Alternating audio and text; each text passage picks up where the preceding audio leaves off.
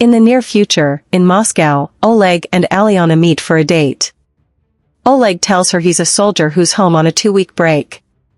The night goes better than either of them expected, and they end up spending it together. At the same time in Paris, a passenger plane is preparing to land when every light on board suddenly shuts off, causing everyone to lose consciousness. Within minutes, the blackout spreads across the globe. Only a small region in Eastern Europe remains untouched. Back in Moscow, Oleg and Alyona notice drones freezing in midair without warning. They rush to the hotel lobby, where frightened guests gather around the television, desperate for answers. The news reports that the disaster wasn't caused by any natural event. At first, officials believed it was a massive terrorist attack, but the truth is even more disturbing: they've completely lost contact with the rest of the world. To investigate, the government sends a military recon team led by Major Dolmatov to the darkened city of Kirov. Journalist Olga joins the mission to document whatever they find. Several drones had already been sent into the blackout zone, but not a single one ever returned. As the soldiers search the silent city, they enter a small store using glowing chemical lights to see through the darkness. What they find is horrifying. Every person inside is dead. There are no signs of violence, explosions, or struggle. It's as if everyone died at exactly the same moment. The team continues checking nearby apartments and discovers the same unsettling scene. Everything is perfectly in place, making it seem as though people simply disappeared without warning. Without warning, one of the soldiers is suddenly attacked by a mysterious figure hiding in the dark. His teammates rush to help, but the attacker grabs the soldier's weapon and escapes through a window. After carrying the injured soldier back to the aircraft, they ask if he recognized his attacker. Shaken by the attack, he admits it all happened too fast, and he never got a clear look at its face. 1 month later, more than 100 million Russians are presumed dead. The government urges the remaining population to stay calm, but fear continues to spread. Around the same time, a civilian named Yura receives a military draft notice. His mother suffers from Alzheimer's disease, making it painful for him to leave her behind. Even so, he chooses to serve. As he heads to the military base, he sees how quickly the world has changed. In only a month, the once busy streets now look like the remains of a forgotten civilization. Yura is assigned to Oleg's unit, where Major Dolmatov and Colonel Marina explain the situation. Every city swallowed by darkness has been placed under quarantine. The only places where electricity still works are Moscow and parts of Belarus, Ukraine, and Finland. This surviving region is now called the Circle of Life. Scientists studying recovered bodies discover that the victims died from deadly neurotoxins produced inside their own bodies. The new recon teams have 2 missions: gather evidence to help scientists solve the mystery and search deeper inside the quarantine zone for supplies, since Moscow is rapidly running out of resources. The mission is incredibly dangerous. Many previous teams disappeared without a trace, even those protected by heavily armored tanks. As the soldiers prepare to leave, more volunteers arrive at the base. Oleg is shocked to see Alyona among them. Before they can speak for long, emergency alarms suddenly echo throughout the camp. A massive group of unknown creatures is approaching. Soldiers quickly take defensive positions along the border of the quarantine zone. Just then, the base loses power. With visibility gone, Dolmatov fires bright flares into the sky, revealing the incoming threat. The soldiers unleash a barrage of gunfire, but several of the creatures still break through the defenses. Chaos erupts across the base, and during the attack, Oleg is knocked unconscious.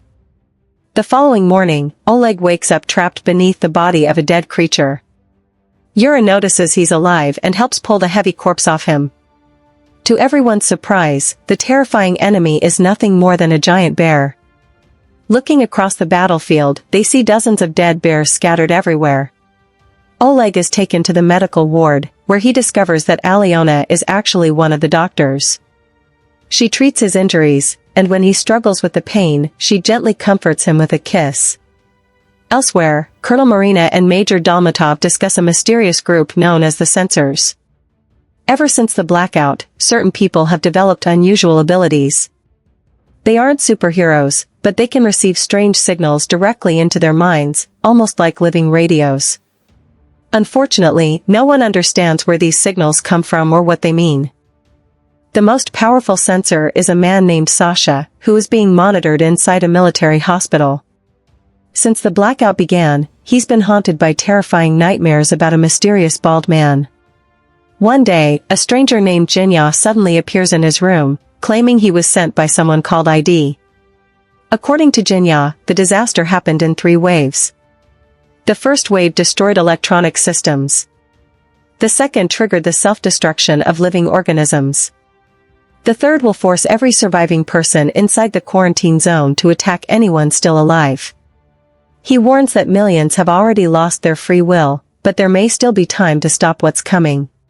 Meanwhile, the soldiers prepare for another dangerous mission.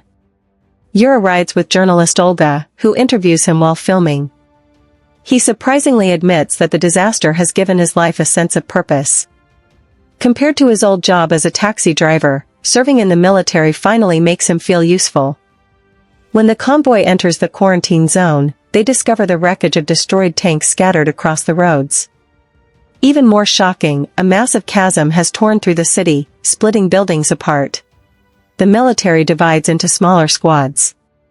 Yura and Olga are assigned to Group 7, and as they travel through the forest together, the growing attraction between them becomes harder to ignore. Meanwhile, after recovering from his injuries, Oleg joins Group 4 as they investigate a deserted town.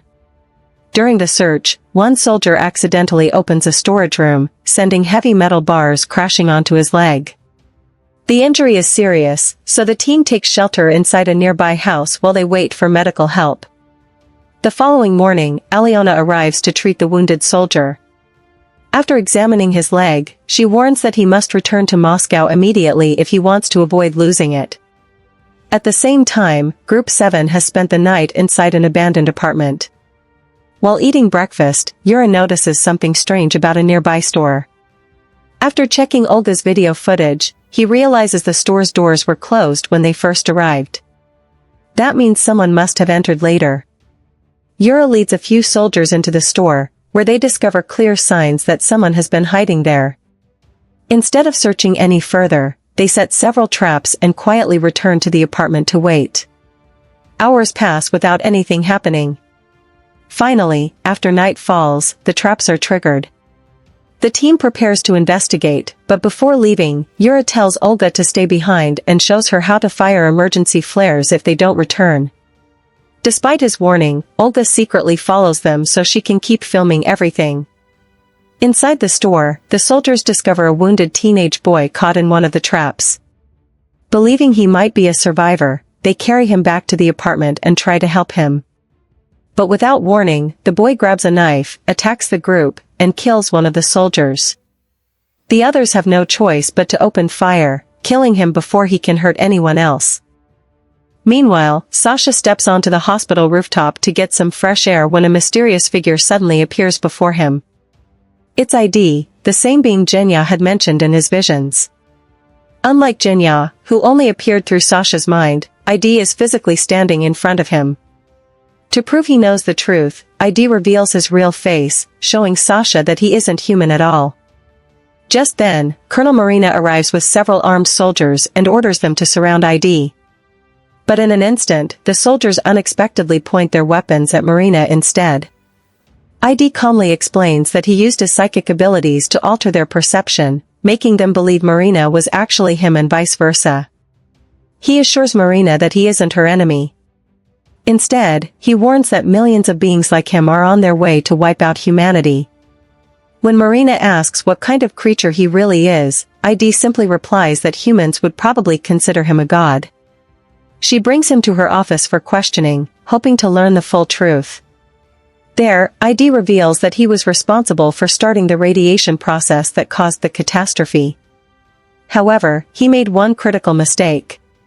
He activated it while the moon was passing over Eastern Europe. ID then warns that a massive alien army will arrive the following day. His brother, R.A., has already reached Earth and is leading the invasion. Before anyone can act, Every military squad inside the quarantine zone suddenly comes under attack by huge groups of mind-controlled humans. The soldiers fight back with everything they have, desperately trying to hold their positions. But the attackers vastly outnumber them, fight without fear, and slowly overwhelm every defense.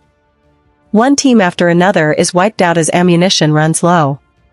When the apartment where Group 7 is hiding explodes, Yura orders Olga to launch an emergency flare.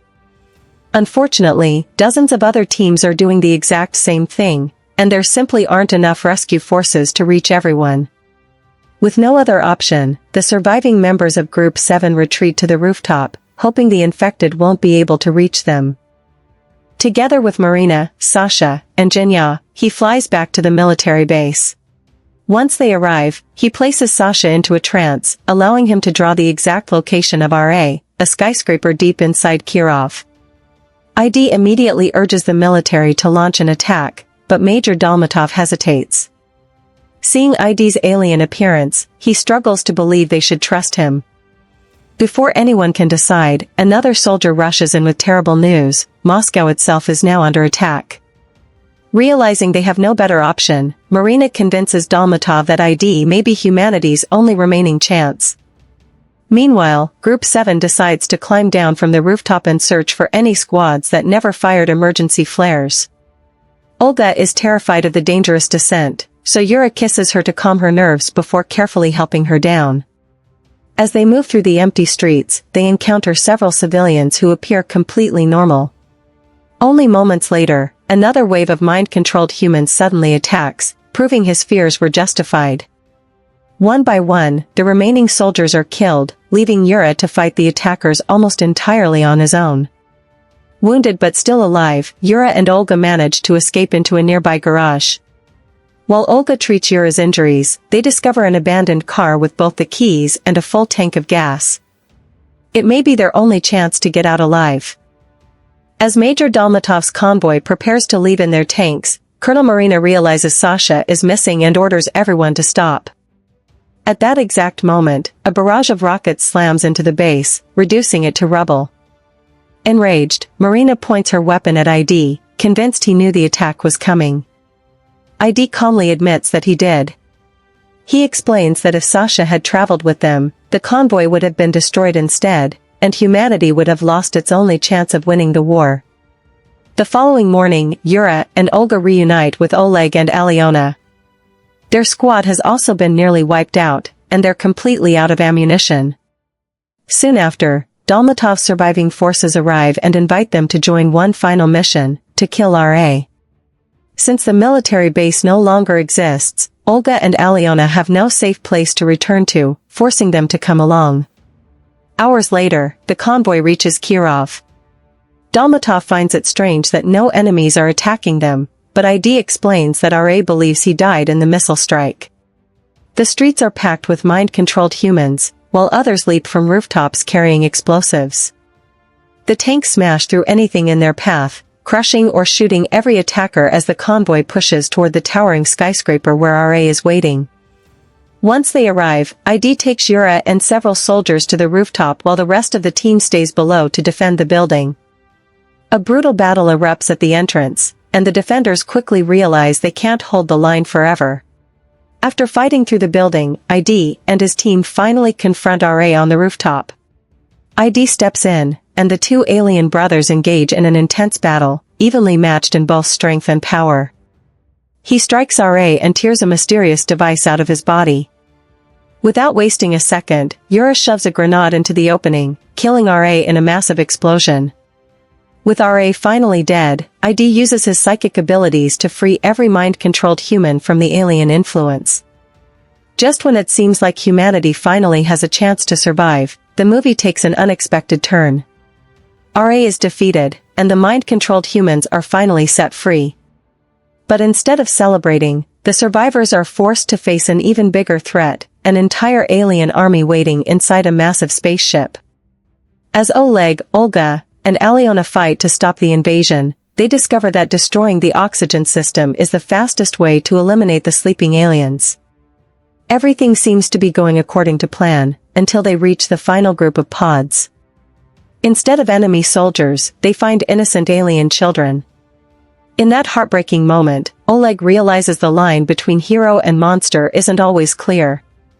After everything humanity has suffered, he refuses to kill defenseless lives, even if it means risking the future. It's a powerful ending that asks a difficult question: can humanity protect itself without losing its own humanity? That's what makes this sci-fi thriller so unforgettable.